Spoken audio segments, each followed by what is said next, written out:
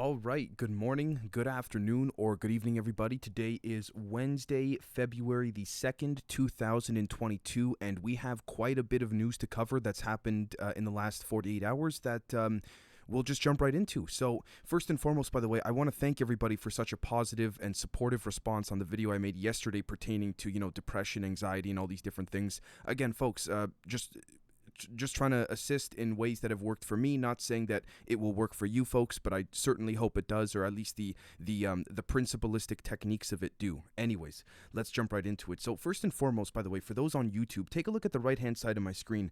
I just wanted to say, this is a new article that just came out.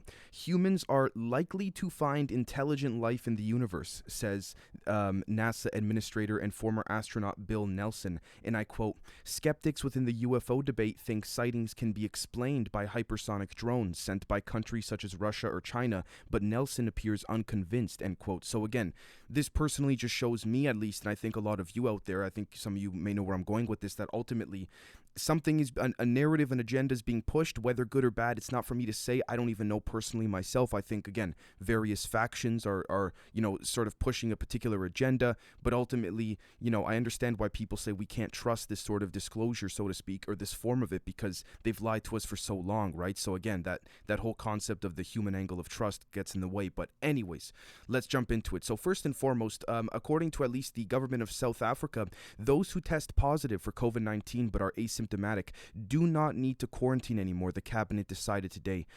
Again, assuming that was done, to be fair and consistent, legislatively, appropriately, and determined in a reasonable way. Again, I guess you could say define reasonable these days, but sure, yeah, so be it. Again, this is, a lot of people will have the opinion of, holy crap, it's about time, right? Speaking of which, a meta-analysis by Hopkins University, a meta-analysis, folks, not just an analysis, but a meta one, concluded that, quote, lockdowns have had little to no public health effects while they have imposed enormous economic and social costs. Lockdown policies are ill-founded and should be rejected as a pandemic policy. Furthermore, studies looking at specific NPIs, such as lockdowns versus no lockdowns, face masks, border closures, closing non-essential businesses, school closures, and limiting gatherings, also find no broad-based evidence of noticeable effects on COVID-19 mortality, end quote. YouTube should not ban me for this. If I'm not mistaken, this is a Johns Hopkins University with the link that I'm citing directly to the actual academic paper, I believe, or the published paper that is stating this. So again, take that as you will, folks. Even though this is, in my personal opinion, leaning in the direction that I want to see the world go in terms of, holy crap, we got to realize that this has done so much psychological torture to us, I also have to be fair and say, okay, listen, it's up to you folks. Again, I'm not trying to push my own opinion on this show, although I know that a lot of you like to hear it. So that's my opinion. I fully agree with this report. I didn't just, read the headline. I did read a substantial amount of the report, and I agree with it. So anyways, the next thing is that Wordle has been purchased by the New York Times. We're going to be delving into that in an upcoming members only episode, mainly because I think there's a lot more intrinsically underlying angles to that purchase there that I can't even say on YouTube to begin with, so I'm just going to have to leave that there. The next thing is that Pfizer and biotech is expected to request emergency use authorization for the COVID vaccine for children 6 months to 5 years old on Tuesday, the Washington Post reports, and I quote, the idea is, let's go ahead and start the review of 2 doses. Thus, you could start kids on their primary baseline months earlier than if you don't do anything until the 3rd dose data comes in, end quote. This is directly cited from the Washington Post, the health section of this article, a coronavirus vaccine children under 5. So again, take that as you will. I personally don't agree with that. Again, for the sake of YouTube, that's just my opinion. But the next thing is that George Soros terms China's Xi Jinping as the greatest threat to the world days before the start of the Olympics in Beijing. And I quote, Mr. Soros came out and did a video saying, China's Xi Jinping is the greatest threat that open societies face today. The country's roiling real estate market, falling population, and fast-spreading Omicron variant might be his undoing, all during his prestige project of the Winter Olympics, end quote, the controversial billionaire said. Look, I see this as a multi-pronged aspect. This is not a video for the people. I don't believe that he was motivated to get in front of the camera for that. And I say that because I think this I look at this in a handful of different ways. This is just my view on it, but this video was a warning to some other factions, obviously maybe the faction of Xi Jinping, and I say factions and not countries, folks, because keep in mind, there's a transnational elite that seems to be allied with other individuals regardless of their sovereignty and what nation they belong to. It's past just China, Russia, all of that. There's different factions that cross borders, so to speak, in my opinion. Just my take on it. Now, could there be an intelligence angle at play? We have to consider this as well. It's not every day that George Soros gets up and makes a video, and personally, I highly doubt that he's doing this out of the kindness of his heart. So again, take that as you will. The next thing is that Israel will deploy laser weapons to neutralize missiles, rockets, and drones within a year, according to Prime Minister Naftali Bennett. I mean, again, I guess take that as you will. That could be a cover for justifying something larger down the road, to opening up a narrative from a subconscious standpoint, getting the people of the world, but more particularly Israel and the American people, the Israeli people, getting ready for some type of, surface level cover under the justification of defense when it's really an offensive intelligence operation. I'm just speculating, folks, and I got to speculate because look at how vague the statement is, right? To neutralize missiles, rockets, and drones, but we got to think about how they define drones, rockets, and missiles. Again, the definition of things have been changing quite a bit these days, so you see why I question this. But anyways, the next thing is that Norway lifts almost all COVID restrictions from 11 p.m., I believe, as of yesterday. Prime Minister Jonas Gahr Store announced, please forgive me if I butchered his name, at a press conference. Again, countries are saying, this is enough is enough, so to speak. I also believe that the health minister, I forgot of which country, we'll get to it shortly, said that the endemic, not the pandemic, the endemic is here. So again, I just find it quite interesting that the government of Austria seems to be moving forward so avidly. I wonder if there's some type of deep corruption from a financial perspective that's been intrinsically inserted in there in order to push this agenda, because even I believe, I don't want it, for the sake of YouTube, please forgive me, folks, if I'm incorrect, but a particular health ministry or institution in Austria has asked the Austrian government for the raw data on the lockdowns, the mandates, the whole thing. Basically saying, hold on, before you make everyone in the goddamn country get this, just, let's look at the data. This is my understanding of the situation. Please forgive me if I'm incorrect there, but I should have had the notes in front of me. The next thing is that police are moving in, ready to arrest truck drivers and seize equipment if they continue to block the highway at the U.S.-Canada border crossing, in Alberta, per local media. I gotta say, I'm not for violence. I'm not for anything that creates any issues. But at the same time, the truckers, folks, again, I look at this as human on human issue. The truckers are not being heard. Now, people say, oh, there's extremists in the trucker convoy. Look, let's just play devil's advocate. Let's say there are. How many? Let's look at the ratio of extremists to truckers that really are against the mandate. They're trying to voice their opinion. This is my perspective. Listen, if maybe I don't have context, and if I'm wrong, please tell me I'm wrong. I'd be happy to say I am incorrect. But this is what it seems to be to me. Again, I spoke to a few people of the convoy. I didn't really officially want to report it because we could argue it's anecdotal. I spoke to a couple of them. So again, they told me they're planning to stay there for as long as necessary. They're not letting up.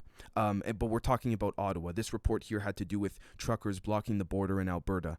So again, the messaging and the principle, the main principle of all of this is still there from these guys, whether it's Ottawa or Alberta, right? So, I mean, Trudeau put out a tweet, I think, basically saying that he wants to make Canada more inclusive, and he said something along the lines of like, the racism and bigotry and hatred that these protesters have shown is absolutely terrible. He said something along those lines. It's just, show me the proof of that.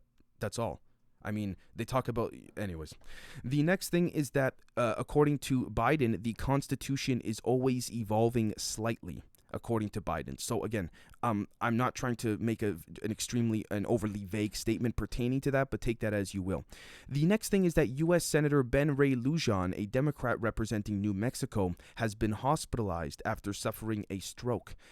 I don't want to say it was because of the beep boop. I really don't, because we don't know yet. But again, we have to question this. We have to think, right? So I'm going to leave that there. Let's follow up. Let's be fair. Let's see what the cause was in the official narrative. And then, of course, there's the part where we got to question if that even official story was true. The next thing is that Pfizer has requested a U.S. emergency approval, quote, for the first 2 doses of a planned 3-dose vaccine, end quote, for children under 5. This is according to Pfizer.com. So Again, YouTube should not ban me for this. Take that as you will. The next thing is that the national debt of the United States has passed the $30 trillion mark. I wonder how significant this is relative to some type of larger play here in terms of, okay, the debt, the national debt of the U.S. is just more of a scoreboard to keep track of, the West's standing of power and others in the world. And you might be saying, Dave, how could debt be a way of keeping score? Well, it's complicated. It's multi-layered. You factor in all the different economic angles and agreements, and then the disagreements, and then the intelligence side of it. It's complicated. So I don't even know what to make of that myself. It's something to be had for like a live stream debate type thing, if you want to know my opinion. The next thing is that Alberta Premier Kenney, again, Premier for those who don't know is similar to that of like a governor of a state, said, quote, the unlawful blockade, end quote, by truck drivers at the U.S.-Canada border crossing impedes the people's freedom of movement, and he announces further action.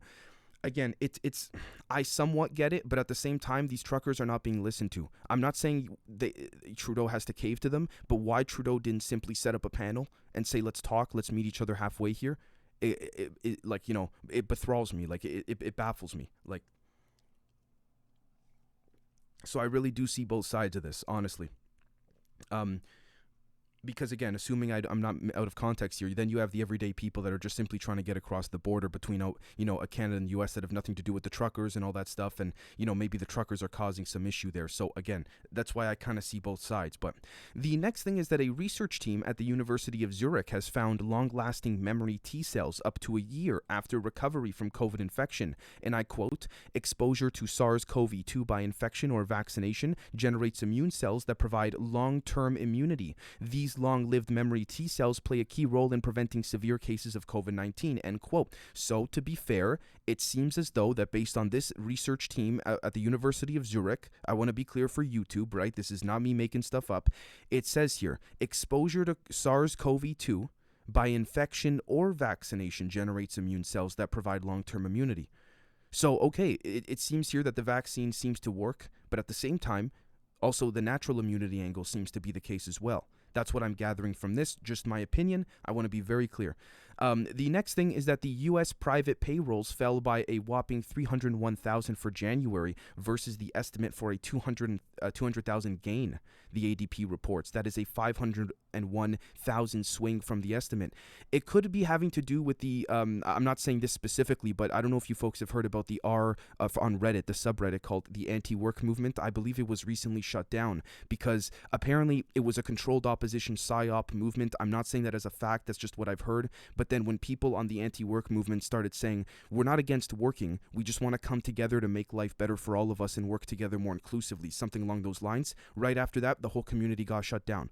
Because it seemed like whoever started the community had I don't want to say negative, but an interesting agenda of just wanting people to not work. But then when they realized, oh crap, people are coming together, that's when they started to worry again.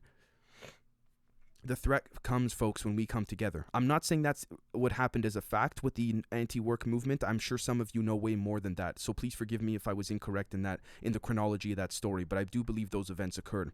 The next thing is that Switzerland eases COVID restrictions, quote, as we are about to enter the endemic phase, end quote, says the health minister, Berset. There we go. That's what I was referring to earlier. No more contact quarantine or home office requirements. Further steps like mask mandates or vaccine passports are to follow in 2 weeks, pending further consultations. Again, so that's fantastic in my opinion. I shouldn't have started it off like that because that's my biased opinion. I'm not trying to impose my opinion on you, my bias on you folks. But see, countries are dropping it. They're saying, what's going on here, right? So the next thing is that Biden deploys thousands more U.S. troops to Poland, Romania, and Germany. This is separate from the 8,500 that NATO has on standby. Okay, I want to be completely honest with you folks. There's a lot of speculation, and it started as sort of a rumor, so to speak, but there are some sources, and this is unverified still, that are saying particularly the Romania-Poland situation is not so much to do with Russia, but more so to do with some type of alien craft or base that they're trying to cover up that was found. I don't want to start a proposal or theory where there is no evidence. We're going to be looking into that in the upcoming either members or public episode, or maybe a little bit of both. So I'm just going to leave that there because it's hard to say at this point. I mean, ultimately, in my humble perspective, This is my opinion. I want to be clear for YouTube. For YouTube, it seems like NATO wants war, or war for the sake of expansion. This is just my opinion. I could be wrong, but allegedly the NSA at a very classified level is placing secret missile bases close to the Ukraine-Russia border. So Russia is basically putting their troops there. Again, not trying to defend Putin, just trying to play both sides here, irrespective of the Western narrative. Right. So essentially what I gather is that this is just a flip or 180 of the Cuban Missile Crisis, when Khrushchev, put a bunch of missiles in Cuba, and Kennedy goes, listen, we're going to give you an hour or two to get your people out of there, then we're going to take them out. It seems to be the case this time, except the opposite way. The NSA is allegedly putting top secret facilities around, small little temporal bases, so to speak, and Putin is basically saying, look, you got our backs up against the wall with this NATO expansion over and over for the past 20, 30 years. We got to send more soldiers to protect our own border. And look, I'm not saying Putin is innocent. He may provoke something to benefit his own strategy. Let me be clear. But at the same time, Putin is saying, he's probably going to say something like, look, we know what the NSA is doing. We have better intelligence of Ukraine than the CIA does, allegedly. Let me be clear. But look, we're going to give you guys an hour or two to get your people out of there, but then we're going to destroy the crap ourselves, because you're right close to our border. So I'm trying to play both sides here, guys. I really am. But again, that's what I see happening. Speaking of which, Russia's Deputy Foreign Minister Grushko sharply criticizes the new transfer of U.S. troops to Europe by the Biden administration as a, quote, destructive move.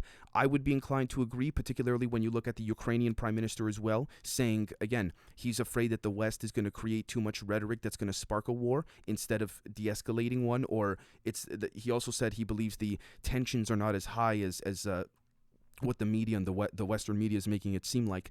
So again, the Western media, when they can't cover that up, what they'll do is they'll try and flip it in a particular way, using some aspects of what we've referred to recently as, a reflexive control theory, and applying some methods of the zone of proximal development relative to cognitive dissonance in the average person. Please forgive me for that word salad. That was not my intention. The next thing is that the PayPal stock is in free fall, dropping over 25%. I don't know why, how. I don't know if there was any news pertaining to that previously or afterwards. So please forgive me, folks. I probably should have looked into that more. But, I mean, that's interesting to see. It's possible because India recently announced that they're going to have their own cryptocurrency, if I'm not mistaken, their own crypto version of the rupee, if I'm not mistaken. So the next thing is that the Supreme Administrative Court of the Czech Republic strikes down vaccine passes for restaurants, clubs, and hotels. They set a 1-week deadline for the government to react, and I quote, the judge ruled that measures cannot aim to indirectly force citizens to be vaccinated, end quote. Again, Switzerland, Czech Republic, thing is starting to look pretty good. To move there. The places are starting to look pretty good. South Africa. The next thing is that according to the U.S. Army, soldiers who refuse to get a COVID vaccine will be immediately discharged, Reuters reports, citing an Army order. I'm going to leave that there because, again, a lot of you are vets, and I know a lot of you do have children that are serving currently, and I thank you for their service and your service. Whomever you may be watching or listening, truly. But I don't, again, I'd rather you folks comment on YouTube your take on that, because I've never been in any in the Army or anything like that, so I don't want to just ramble off on something I've never been involved with. The next thing is that Jeff Zucker, former president of CNN, has resigned abruptly. Basically, the Andrew Cuomo scandal led to a Chris Cuomo scandal, which has now resulted in a Jeff Zucker scandal, according to Disclosed TV. So essentially, he had to step down because apparently he made a little statement saying he didn't wish that it had to go this way. He had an ongoing alleged sexual relationship, if I'm not mistaken, with an employee there or something like this for a handful of years. And so basically CNN realized, okay, we got a pedophile we just got rid of, we got Cuomo we just got rid of, and his brother, that whole mess over there. It's time to get ahead of this. And again, as I've always said, when you bring yourself down before anybody else does, you control the way it happens. They got ahead of it, and so it's going to be harder for other media to jab at them, but they still, the opposition media still will, in my opinion. The next thing is that biotech answered, and the chemistry professor said, quote, the answers given so far by biotech, unfortunately, currently raise even more questions than they provide answers, end quote, pertaining to the Berliner Zeitung biotech, paper with the University of, the institution out of Germany. Please forgive me. I want to make sure I have I have this correct so that YouTube doesn't nick me on this. But yes, this is a direct link to the Berliner-Zeitung.de/Gesundheit. And then there's a whole other and BioNTech dies Antwort finden. I can't speak German. Anyways, I wanted to read that in case YouTube tries to nick me. I can appeal them and say, look, I cited this. So the next thing is that cutting off sunlight to fight climate change is a risky last-ditch opinion, but at the rate we're going, it could be necessary, according to a recent Bloomberg opinion headline article. I still haven't read the article. I'm going to read it just because that sounds so ridiculous. Let me repeat that headline for you folks. This is Bloomberg opinion.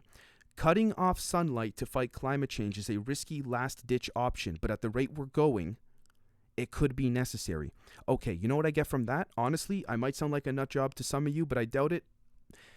Whatever negative faction of humans or otherwise or other beings want to really mess with our minds because we're realizing now that this lockdown stuff is BS, arguably, I got to say that for YouTube, they want to cut off sunlight, vitamin D, the whole angle of, feeling nice and lifting out of depression. People have seasonal depression. If you make that year round, they get more into their minds, they collapse, then that negative energy could be fed off of. So I'm just going to leave that there because it's a KRAKEN episode. However, yeah, that's ridiculous. Okay, the next thing is that Whoopi Goldberg got in trouble on the View Monday when she said, quote, "Let's be truthful about it because the Holocaust isn't about race. It's not about race. It's not about race. It's about man's inhumanity to man." Anna Navarro then challenged Whoopi Goldberg, arguing, quote, "But it's about white supremacists going after Jews," end quote. And then Whoopi responded, basically, still advocating for her position. She's now been on suspension for, I believe, she's going to be suspended for 2 weeks from the show. She did apologize and said she misspoke. Honestly, guys, look, I'm not a fan of The View. I'm not a fan of Whoopi Goldberg personally. But if we're trying to be unemotional and consistent, I would say, honestly, don't ban her.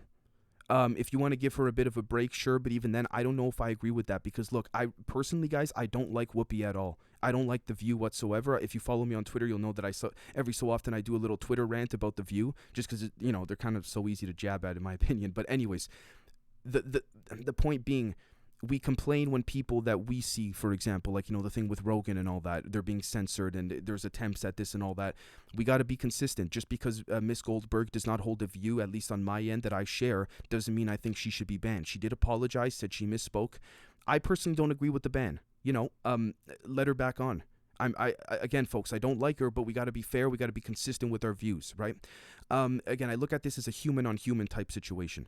The next thing is that OPEC Plus sticks to its planned output hikes despite surging oil prices. The Organization of the Petroleum Exporting Countries and Allies has faced calls from the U.S. and India to pump more oil. I have a feeling that India is speaking not just on behalf of India, but also the UAE, the Saudis and all that, because of the close relationship with the oil, with the U.S., the Americans for oil. I see that sort of as India being a proxy country in that announcement, not trying to dismiss India whatsoever, because Modi's a smart guy in my opinion. Not saying I agree with what he does, but he's smart. It's strategy. It's tit for tat. The only people that suffer will be you and I when we go to the gas pump. It's as simple as that, in my opinion. The next thing is that Israeli Defense Minister Benny Gantz will make a surprise visit to Bahrain. Benny Gantz will sign a security cooperation agreement with Bahrain during the 2-day visit, Defense Ministry says. I'm going to be honest, I have a bit of a bias with respects to Mr. Gantz because I know that look, this is just my opinion. I could be very wrong. The guy seems like he likes war. Okay, I'm just saying it straight up. My opinion. I've seen videos of when that whole thing happened with Hamas last year. Again, not trying to disrespect him or defame him, he seems ruthless to me. That's just my opinion. So when I see a guy like him going to sign security cooperation agreements, yes, it looks all fine and dandy on the surface, but I gotta wonder what these people are up to because I'm sorry, we gotta speculate, right? So, the next thing is that Turkish air raids target the PKK in northern Syria and Iraq. Air attacks against PKK and YPG positions in northern Syria's Derik and Sinjar, KRAKEN in northern Iraq. I'm not going to comment on that, guys. I don't know anything about these groups and all that, so I really don't want to say. I don't know. I know this is a long-standing issue within the region, and I would love to do some more research into it or have some of you folks help me in the comments section so I can formulate a better opinion for next time. If not, I'll do some of my own research, but I don't want to comment right now. Again, unfortunately, the only people that suffer will be the innocent ones affected by these air raids. Killed by the air raids.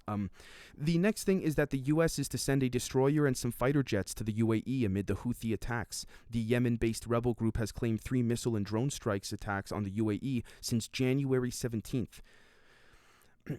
again, it's tit for tat. It's a chess game. The only people that are going to feel the effects, whether now or later, will be people like you and I, whether it's economically or sadly, potentially kinetically from a warfare perspective, otherwise, right? The next thing is that the NSO group offered, quote, bags of cash, end quote, to access cell networks, according to reports. A U.S. whistleblower accuses the Israeli firm of making the offer during a 2017 call, the Washington Post and other outlets have reported. Now I feel like this NSO group, it's just they're doing damage control. There's already another secret, whether private contractor or government-run operation that's already doing this to begin with, that's already up and running. This is now just, I think, damage control. Maybe I'm missing an angle here. And if I am, please forgive me. Speaking of Israel, they punished an officer. Israel punished officers in the death of an elderly Palestinian man. The death of Omar Assad, 78 years old, had sparked calls for an investigation from the U.S. State Department and from members of Congress. Again, I don't know what the punishment of these officers are, to be honest with you folks, but at the end of the day, this whole thing with Israel and Palestine, again, I want to be consistent, human on human. If these officers did punish this individual to death to the point that it was just totally unjustified and inhumane, yeah, I mean, again, assuming this is done appropriately and the process is not corrupted on either side, you gotta, sometimes you gotta face the consequences of your actions, right? See, even me saying sometimes, that shouldn't even be the case, but that's the world we live in. The next thing is that calls for justice after the DRC, Democratic Republic of Congo refugee was murdered in Brazil. His family says Moise Kabagambe, please forgive me if I butchered his name, 24 years old, was fatally beaten after asking for 2 days of overdue wages from his Rio de Janeiro employer. Yeah. I've heard stories like that occurring.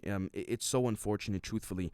It's good to see that, again, assuming this is the legitimate story, and I hate to even disrespect the family by saying that, but we've been lied to so much, we got to question this. Assuming this is legitimate, again, I wish the family nothing but kindness and wellness, and I hope that there is punishment for what occurred here, assuming this is what happened. The next thing is that 2 more reports on the Democratic Republic of Congo. Dozens were killed in the DR Congo market by a high-voltage cable. There are videos circulating on social media showing bodies slumped near the Kinshasa market stalls with their legs immersed in muddy water. I don't know if that. First thing I thought of was intelligence operation, but even then, I had to tell myself, Dave, maybe you're overthinking some of these things. Maybe it was a true accident. So I debate these things in my head, guys. I don't know what to make of that. Again, the only people that suffer are the ones that were, I guess, just trying to go to the market and then they got electrocuted. It seems like, yeah. So. The next thing is that, there is, the reason I say intelligence operation, folks, is because dozens were killed. A lot of times when certain intelligence agencies want to take out one target, they don't mind having other innocents, die in the wake of it as long as they can cover it up. So, again, it's unfortunate, but I don't know what else I can say to that.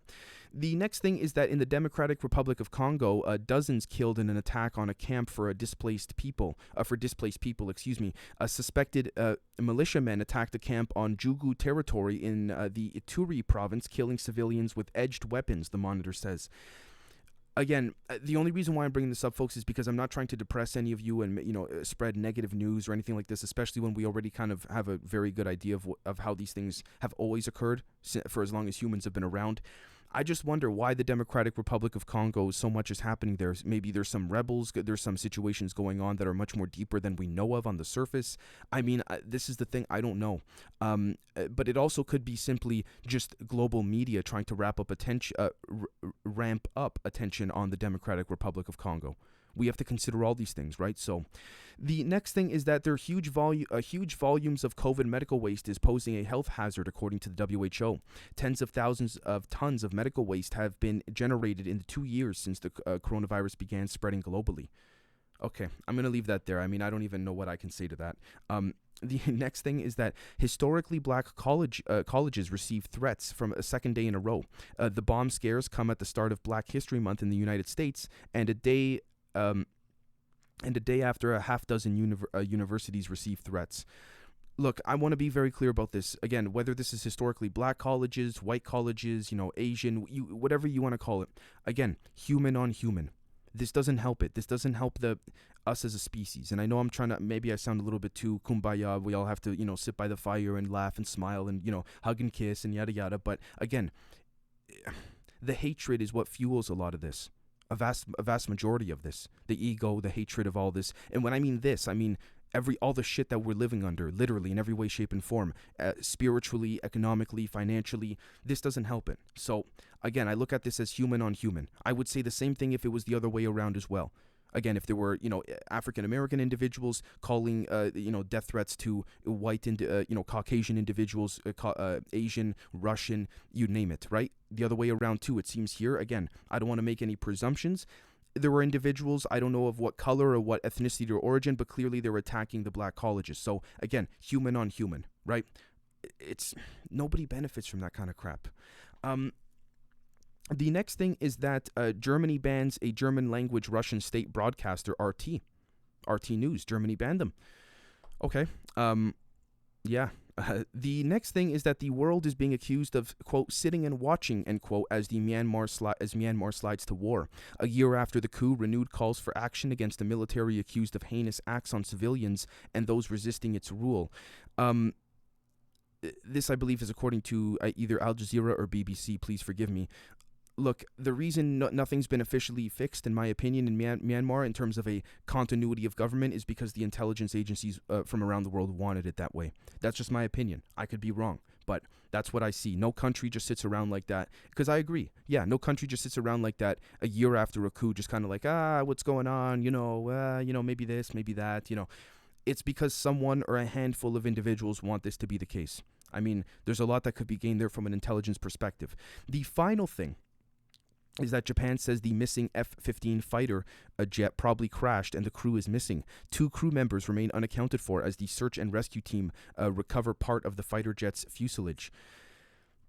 Yeah, this is interesting. I have to follow up on this case because I've been hearing a few different things about this particular case, about the missing F-15. There was also another one, I believe, as well, unless this is the same story. But there's a few different missing jets with pilots, and there's some. I will say this is unconfirmed. I want to be very clear, so please take this with a grain of salt. Even I am. Allegedly, some had to do with some ET interference. I also heard at the same time as well that it had to do with allegedly the some of the pilots were experiencing major side effects from the beep boop, and they lost control. I mean, all these different things. So I don't want to make an official statement relative to my own opinion. With that being said, folks, we got a lot coming out. We got a great live stream. I'll be on the Unidentified Celebrity Review later on today on their channel at 4 p.m. PST Pacific time, and I believe that's 7 p.m. Eastern Standard Time and 6 p.m. Central. Aside from that, we got lots coming for the members as promised, and we will catch you all very, very soon, folks. Cheers.